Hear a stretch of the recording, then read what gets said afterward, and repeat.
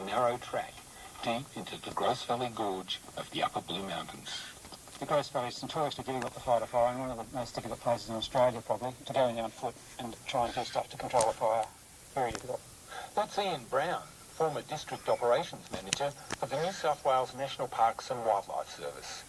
The Gross Valley is a firefighter's worst nightmare. It's a really wild area. It hasn't changed much since Charles Darwin visited here nearly 200 years ago.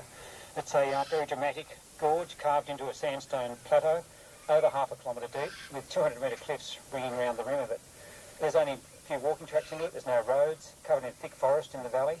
Up on the plateau, you've got a string of mountains towns that run along the length of the Gross Valley, and it's got a long history of fires running through the valley and impacting on the townships up on the plateau.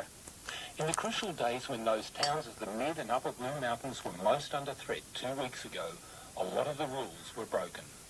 The risk analysis was off the scale, and some on the front line worked for more than 24 hours straight.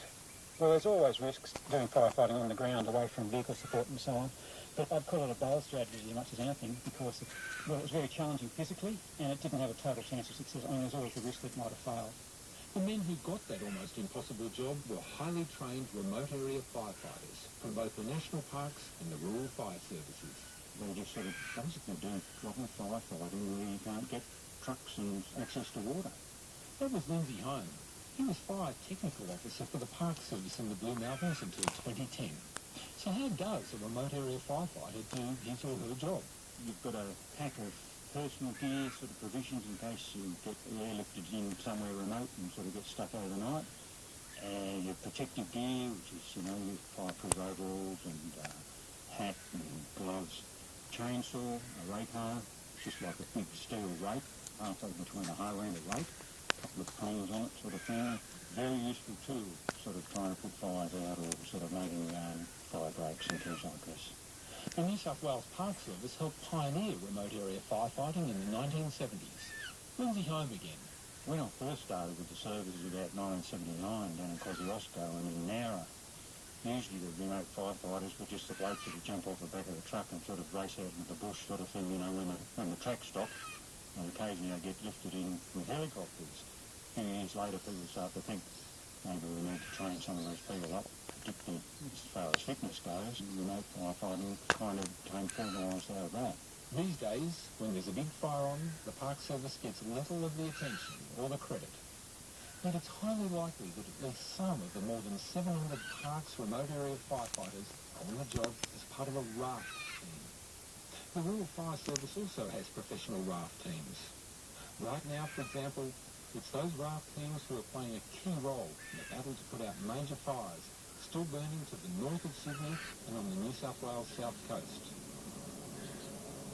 Back in the Blue Mountains, 3 weeks after they started, the two major fires are still not out. Their current status is Class 1 Patrol. And sure enough, on the front line, mopping up, on the lookouts for spots or flare-ups, I found Nigel Holland and Mark Thompson. They're field officers and RAFT firefighters for the New South Wales Park Service. Nigel Holland helped cut the track or the line that was meant for the backbone across the Gross Valley. Less than a metre wide for most of its length, I asked him if he was confident at the time that the line would hold. On the night we actually put it in, as I was walking up the side of the hill, I actually thought we only had probably a 30% chance of succeeding, but we were really lucky. We had really good weather conditions there in our favour, and a really good bunch of guys that were quite experienced. How many boats were down here and what were you doing? We had about 40 guys. 20 of those were national parks and 20 of those were RFS fire mitigation guys. Have you faced something like this before? Was there a moment that night when you thought, I shouldn't be here? Yeah, that was when they gave me the phone call and asked me to come and do the job. Like, we've lit up a lot of lines and whatnot, and even remote lines, but this particular line was, well, a lot longer than what we'd normally light up and a lot more remote. And doing it overnight, we had no aerial support as well, so that made it quite dangerous. And really, there was nowhere on this line that if things turned against us, there's not a lot of places where you can actually escape the fire coming the wrong way. I guess the amazing thing about this fire is that it's just one fire of many for you. You do this sort of thing all the time. I mean, you're out chasing storms sometimes, aren't you? Yeah, occasionally.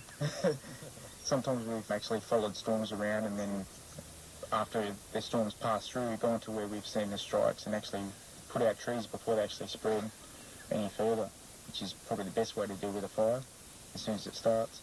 When the RAFT firefighters lit up from their narrow Rake-Hoe line in the Gross Valley, that thin line also protected and ultimately saved the blue gum forest, known as the cradle of conservation in Australia. Wayne Jones is an ecologist who's done more work studying the blue gum than any other scientist. He says we have the tools and the knowledge of fire and landscapes to be doing a much better job of protecting both people and the bush. Right at the moment, our culture in Australia has fear for fire. We need to get respect so we can work with fire in landscapes. Unless we have that, we won't get it right at all. And we'll continue to destroy parts of the landscape bit by bit, little by little, till we only have a broken up landscape. We cannot afford to do that.